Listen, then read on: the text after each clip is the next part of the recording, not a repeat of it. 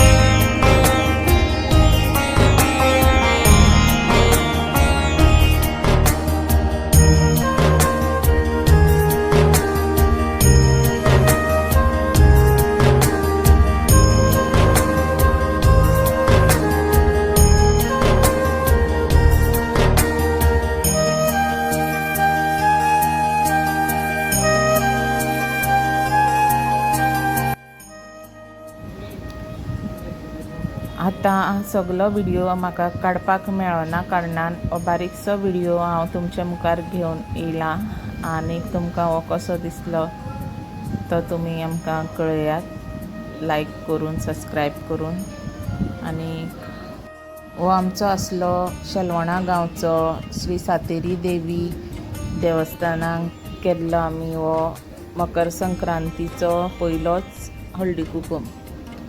तुमकां सगल्यांक देव बरें करूं म्हणटा आमचो हो चॅनल पळयल्ल्या बद्दल.